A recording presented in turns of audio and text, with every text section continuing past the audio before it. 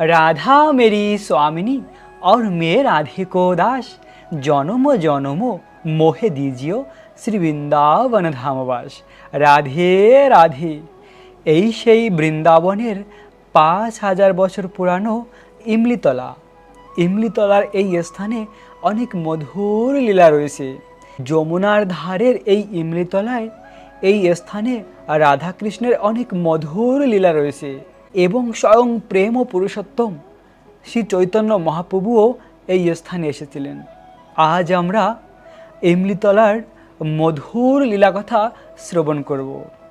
যমুনার ধারে শ্যামসুন্দর কৃষ্ণ তার অনেক অপ্রাকৃত লীলাবিলাস করেছে। সেবাকুঞ্জ নিধিবনে রাধাকৃষ্ণের প্রেমময়ী লীলাবিলাস হতো। আর রাধারানী শ্যামসুন্দর কৃষ্ণের জন্য অপেক্ষা করত সেবাকুঞ্জে সখীদের নিয়ে। একদিন শ্যামসুন্দর কৃষ্ণ রাধারানীর আগে পৌঁছে গিয়েছিল। শ্রীমতী রাধারানী নিজেকে সাজানোর জন্য একটু দেরি হয়েছিল। রাধারানী আর গোপিকারা নিজেদের খুব সুন্দর করে শৃঙ্গার করত। কেন না শ্যাম সুন্দর কৃষ্ণকে আনন্দ প্রদান করার জন্য। তো ওই দিন রাধারানী নিজেকে খুব সুন্দর করে সাজিয়েছিল। নিজেকে খুব সুন্দর করে সাজিয়ে রাধারানী এই ইমলিতলার এই স্থান থেকে যাচ্ছিল সেবাকুঞ্জে। আর সেবাকুঞ্জে যাওয়ার পথে ইমলিতলার এই স্থানে ইমলি গাছের ফলে পা পিছলে রাধারানী পড়ে গিয়েছিল এবং রাধারানীর পা কেটে গিয়েছিল। এভাবে এই মধুর লীলা হয়েছিল এই স্থানে। আজও রয়েছে সেই ৫,০০০ বছর পুরানো ইমলি গাছ। দেখুন, আমাদের গ্রামে বলা হয় তেঁতুল গাছ, সে যাই হোক হিন্দিতে এখানে ইমলি গাছ বলা হয়। তো ইমলি গাছের ইমলি ফলের সঙ্গে পা লেগে রাধারানী পা পিছলে পড়ে গিয়েছিল আর রাধারানীর চিন্ময় শ্রীচরণ কেটে গিয়েছিল। আর তখন শ্যামসুন্দর কৃষ্ণ অত্যন্ত ক্রোধান্বিত হয়েছে, কেননা কৃষ্ণের খুব প্রিয় হলো রাধারানী। রাধারানী হলো কৃষ্ণের প্রাণ। তখন কৃষ্ণ বৃন্দাবনের সকল ইমলি গাছকে অভিশাপ দিয়েছিল যে বৃন্দাবনের ইমলি গাছে আর কখনো ইমলি ফল হবে না। সেই থেকে বৃন্দাবনে ইমলি গাছ রয়েছে কিন্তু ইমলি ফল হয় না, কেননা যেহেতু রাধারানীর সে চরণে লেগেছিল। আজও সেই অপ্রাকৃত বৃন্দাবনের ইমলিতলা রয়েছে। এই স্থানে এরকম প্রেমময়ী লীলা হয়েছিল। রাধারানী সখীদের নিয়ে যাচ্ছিল সেবাকুঞ্জে, তখন রাধারানীর পা কেটে গিয়েছিল। আজও রয়েছে কত সুন্দর এই লীলাভূমি। এই লীলাকথা আমাদের জীবনের একমাত্র আনন্দ লাভ করার উৎস। রাধারানী কখনো কখনো কৃষ্ণের চিন্তা করে করে রাধারানীর গায়ের রং কৃষ্ণের গায়ের রং হয়ে যেত। যেমন শুঁয়াপোকা। শুঁয়াপোকা প্রজাপতির চিন্তা করতে করতে একসময় প্রজাপতিতে রূপান্তরিত হয়, তেমনি রাধারানী কৃষ্ণ চিন্তা করতে করতে কৃষ্ণের গায়ের রং রাধারানী প্রাপ্ত হয়ে যেত।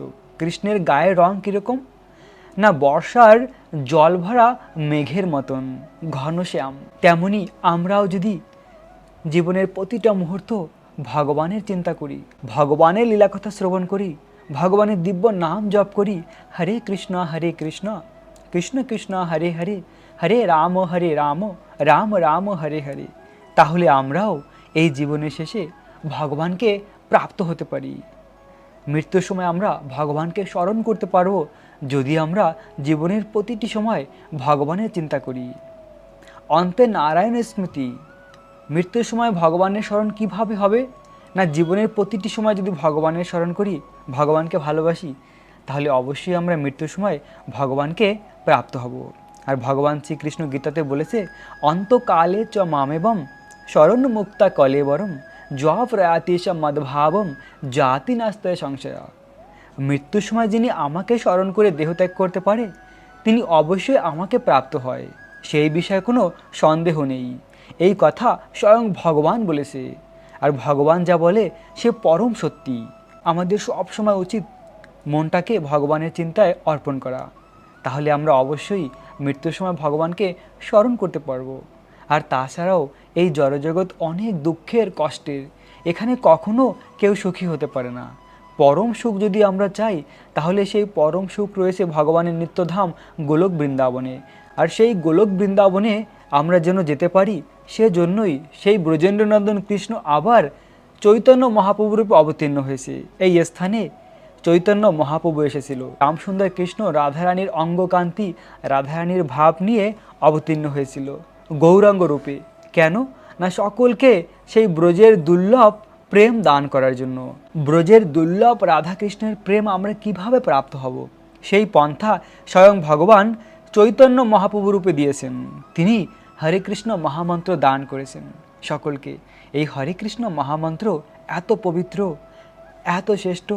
এই মহামন্ত্র এই জগতের কোনো বস্তু নয়, গোলক বৃন্দাবনের প্রেমধন। তাই তো বলা হয় গোলকেরও প্রেমধন হরিনাম সংকীর্তন। সেই গোলক বৃন্দাবনের অপ্রাকৃত প্রেমধন শ্যামসুন্দর কৃষ্ণ নিয়ে এসেছেন এই ভক্তরূপে। আর তিনি মায়াপুর নবদ্বীপে অবতীর্ণ হয়েছিলেন। আর যখন ভক্তরূপে চৈতন্য মহাপ্রভু লীলা করেছে, তখন চৈতন্য মহাপ্রভু এই ব্রজ বৃন্দাবন ধামে এসেছিলেন। তিনি প্রথমে মথুরায় প্রবেশ করেছিলেন। বিশ্রাম ঘাটে প্রথমে তিনি দর্শন করেছিলেন, স্নান করেছিলেন।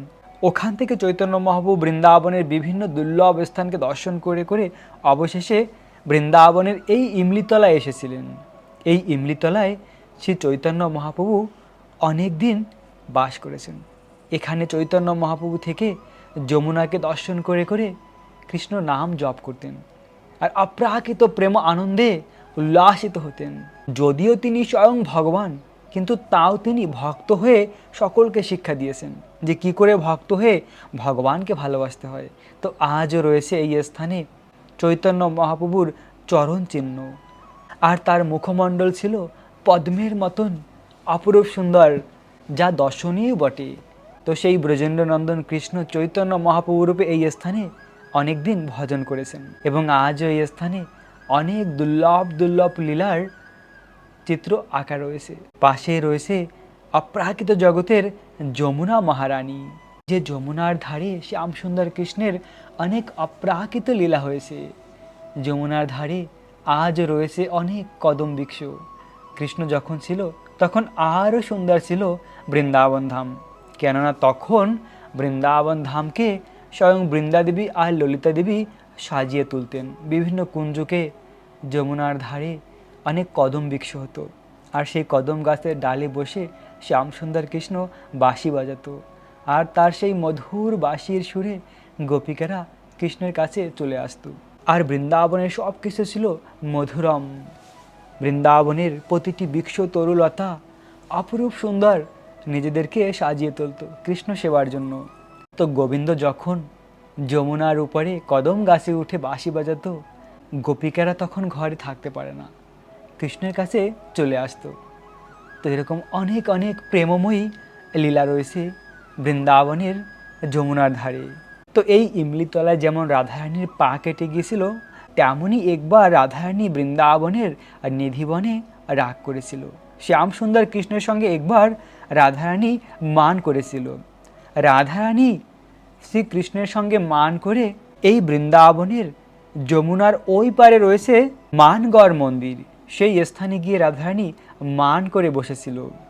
তো এখন আমরা সেই লীলাকথা শ্রবণ করব। আমরা ইমলিতলাকে দর্শন করেছি, এবার আমরা যমুনাকে পার করে যমুনার ওই পারে যাব।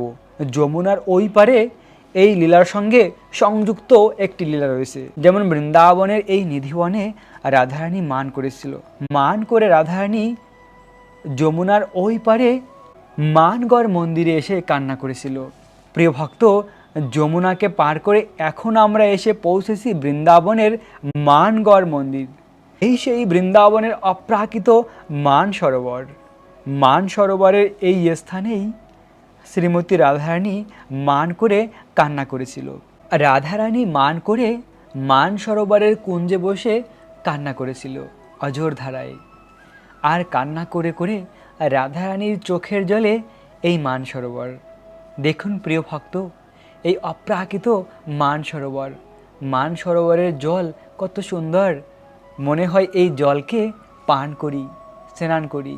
তো এই জল এই জগতের কোনো বস্তু নয়। এই মানসরোবরের জল হলো স্বয়ং বিশ্বভানু নন্দিনী রাধারানীর চোখের জল। তাই তো এত পবিত্র বৃন্দাবনের এই মানসরোবর। তো রাধারানী এখানকার কুঞ্জে বসে অজর ধারায় কৃষ্ণ বিরহে কান্না করেছিল। আর তখন কৃষ্ণ যখন লীলা করছিল, কৃষ্ণ লীলা করে আনন্দ পাচ্ছিল না। যখন রাধারানী মান করে তখন শ্যামসুন্দর কৃষ্ণ তার লীলাবিলাসে আনন্দ পায় না, কেননা রাধারানী হলো শ্রীকৃষ্ণের আত্মাস্বরূপ। রাধারানী হলো কৃষ্ণের সব থেকে প্রিয়। রাধারানী যখন মান করে তখন কৃষ্ণ আর আনন্দ পায় না। তো কৃষ্ণ তার লীলাবিলাসে আনন্দ পাচ্ছিল না। তখন কৃষ্ণ বুঝতে পেরেছে যে তার প্রিয় রাধা মান করেছে। রাধারানীকে কৃষ্ণ বিভিন্ন স্থানে ছুটে বেড়াচ্ছে, কোথায় আমার রাধা। তো রাধারানীকে খুঁজে খুঁজে বৃন্দাবনের এই স্থানে পেয়েছিল, বৃন্দাবনের এই মান সরোবরে। তখন কৃষ্ণ তার মধুর বচনের দ্বারা রাধারানীর মান ভাঙানোর চেষ্টা করেছিল। শ্যামসুন্দর কৃষ্ণের বাক্য এত মধুর, কৃষ্ণকে বলা হয় মদন মোহন। কৃষ্ণ এত সুন্দর কথা বলতে পারে, মধুর তার বচনম। আর সেই মধুর বচন দিয়ে বিশ্বভানু নন্দিনী রাধারানীকে প্রসন্ন করার চেষ্টা করেছিল, রাধারানীর মান ভাঙার চেষ্টা করেছিল শ্যাম সুন্দর কৃষ্ণ। কিন্তু রাধারানীর মান ভাঙানো এতটা সহজ নয়। আসলে বৃন্দাবনে রাধাকৃষ্ণের এই মান অভিমানের লীলার মাধ্যমে রাধাকৃষ্ণের প্রেম আরও বৃদ্ধি হয়। যখন মান অভিমান হয় তখন তাদের প্রেম আরও বৃদ্ধি হয়। কৃষ্ণ রাধারানীর বিরহ অনুভব করে, রাধারানী কৃষ্ণের বিরহ অনুভব করে, তখন প্রেম আরও বৃদ্ধি হয়। শাস্ত্রে বর্ণিত রয়েছে রাধারানীর প্রেম কৃষ্ণের প্রতি প্রতি মুহূর্তে বর্ধিত হয়, তার প্রেম বাড়তে থাকে। তাই কৃষ্ণ কখনো রাধারানী আর গোপিকাদের প্রেমের ঋণ শোধ করতে পারে না। কৃষ্ণ এভাবে চৈতন্য রূপে অবতীর্ণ হয় কেন না, সেই রাধারানী আর গোপিকাদের প্রেম মহিমা, তাদের অপ্রাকৃত মহিমা প্রকাশ করার জন্য। কিন্তু যখন চৈতন্য মহাপ্রভু রূপে এসে তিনি রাধারানীর মহিমা প্রকাশ করে, যখন আবার ফিরে যায় তার স্বধামে, ততক্ষণে রাধারানীর প্রেম আর অনেক বর্ধিত হয়। তাই এভাবে কৃষ্ণ চেষ্টা করেও কখনো রাধারানী আর গোপিকাদের প্রেমের ঋণ শোধ করতে পারে না। তো শ্যামসুন্দর কৃষ্ণ এই ভক্তরূপে এসে সেই গোপিকাদের আর রাধারানীর মহিমা প্রকাশ করেছে। আর কি করেছে না, সকল জীবকে উদ্ধার করার জন্য গোলক বৃন্দাবন থেকে অমূল্য রতন নিয়ে এসেছে, কৃষ্ণ নাম, হরিনাম। আর এই কৃষ্ণ নাম জপ করার মাধ্যমেই আমরা কৃষ্ণকে প্রাপ্ত হতে পারি। তো এভাবে শ্যামসুন্দর কৃষ্ণ অনেকভাবে চেষ্টা করার পরে অবশেষে রাধারানীর মান ভেঙেছিল। রাধারানীর মান ভাঙার পরে আবার রাধাকৃষ্ণ একসঙ্গে সেবাকুঞ্জে নিধিবনে গিয়ে তাদের লীলাবিলাস করেছিল। বৃন্দাবনের প্রতিটি স্থানে অনেক মধুর মধুর লীলাকথা রয়েছে আর দুর্লভ দর্শন রয়েছে। তাই তো প্রিয় ভক্ত, প্রতিটি ভিডিওকে আপনারা দর্শন করুন।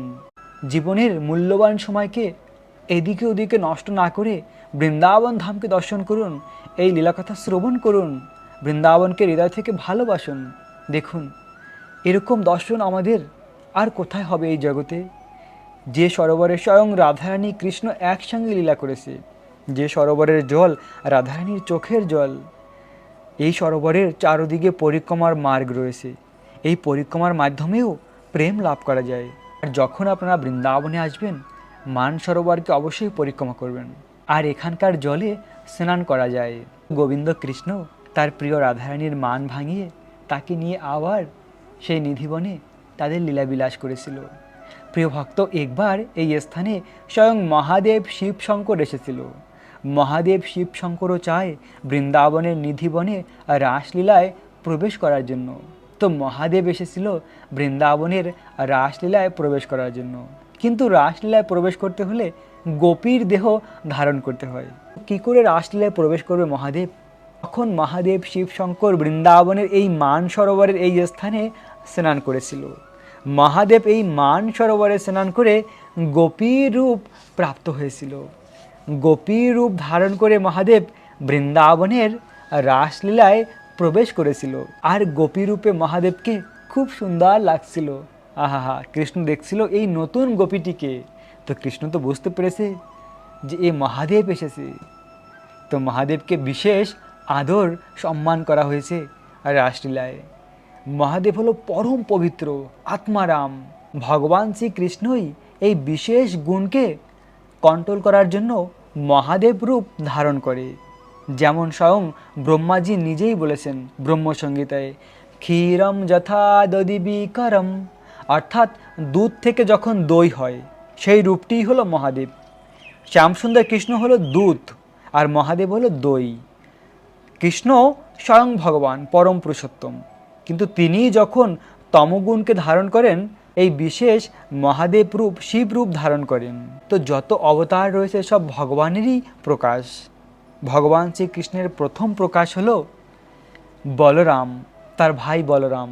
বলরাম থেকে শঙ্কর্ষণ, অনিরুদ্ধ, প্রদ্যুম্ন, এরকম চতুর্ভুজ, এরকম করে বিস্তার হয়েছে। এরকম বিস্তার হতে হতে মহাদেব পর্যন্ত এসেছে। কিন্তু মহাদেবের পরে যারা রয়েছে, যেমন ব্রহ্মাজি, ৩৩ কোটি ডেমিগড, তারা সকলে জীবতত্ত্ব। কিন্তু মহাদেব জীবতত্ত্ব নয়, তিনি ঈশ্বর তত্ত্ব। মহাদেব ভগবানেরই প্রকাশ। ভগবানই এই বিশেষ রূপ ধারণ করে তমগুণকে কন্ট্রোল করার জন্য। তাই মহাদেব এত পবিত্র। তো এই মহাকাল মহাকরুণাময়ী আশুতোষ ভগবান শিব শঙ্কর বৃন্দাবনের রাসলীলায় প্রবেশ করেছিল এই মান সরোবরে স্নান করে, অনেক সুন্দর গোপী রূপ ধারণ করে। তো এমনই অনেক লীলাবিলাস রয়েছে বৃন্দাবনের এই মান সরোবরে। তো প্রিয় ভক্ত, এভাবে বৃন্দাবন ধামের অনেক অপ্রাকৃত লীলাভূমিকে দর্শন করুন আর আমার সঙ্গে জুড়ে থাকুন। বৃন্দাবনের বিভিন্ন স্থানকে দর্শন করুন, বৃন্দাবন ধামকে ভালোবাসুন। তো আজ আমরা বৃন্দাবনের ইমলিতলা থেকে আমাদের ভিডিও শুরু করেছি। ইমলিতলাকে দর্শন করে করে এসে এই মান সরোবরের এই স্থানে এই অপ্রাকৃত দর্শন করে লীলাকথা আমরা শ্রবণ করেছি। প্রিয় ভক্ত, যে সকল হৃদয়বান ভক্তরা আমার রাধাকুণ্ডের রাধা গিরিধারী মন্দিরের জন্য ডোনেশন করতে চান, সাহায্য করতে চান, তারা অবশ্যই করতে পারেন। এই নাম্বারে ফোনপের মাধ্যমে পেমেন্ট পাঠাতে পারেন, কিংবা আমার সঙ্গে যোগাযোগ করেও আপনাদের ইচ্ছা মতন পেমেন্ট করতে পারেন। যে সকল ভক্তরা ভারতে রয়েছেন কিংবা ভারতের বাইরে থেকে যারা দেখছেন, সকলে রাধা গিরিধারী মন্দিরের জন্য চাইলে ডোনেশন করতে পারেন। আর এই রাধা গিরিধারী মন্দির কমপ্লিট হলে ভক্তদের থাকার সুব্যবস্থা হবে এবং ভক্তদের বৃন্দাবনের বিভিন্ন বনে বনে বিভিন্ন লীলাস্থলে দর্শন করাবো, ভক্তদের প্রসাদ পাওয়ার ব্যবস্থা, এই সব কিছু ব্যবস্থা হবে। প্রিয় ভক্ত, তাই আপনাদের সকলকে আমন্ত্রণ রইল রাধাকুণ্ডে রাধা গিরিধারী মন্দিরে আসার জন্য। যে সকল ভক্তরা ডোনেশন করতে পারবেন না, কোনো অসুবিধা নেই, আপনারা সকলে আমার এই ভিডিওকে বেশি বেশি করে শেয়ার করুন। আপনাদের যত আত্মীয় স্বজন রয়েছে সকলের কাছে এই ভিডিওকে শেয়ার করুন। এভাবে শেয়ার করে এই ভিডিওকে 10 মিলিয়ন পর্যন্ত ভিউজ করুন। এর মাধ্যমে রাধা গিরিধারী মন্দিরের জন্য অনেক ডোনেশন প্রাপ্ত হয়ে যাবে। তাই তো প্রিয় ভক্ত, যারা ডোনেশন করতে পারবেন না তারা ভিডিওকে শেয়ার করুন, তার মাধ্যমেও সেবা হয়ে যাবে। তো আপনাদের সকলকে অনেক অনেক শুভেচ্ছা, অভিনন্দন। রাখবেন নিজেদের অনেক অনেক যত্ন, থাকবেন কৃষ্ণ ভাবনাময়। রাধে রাধে।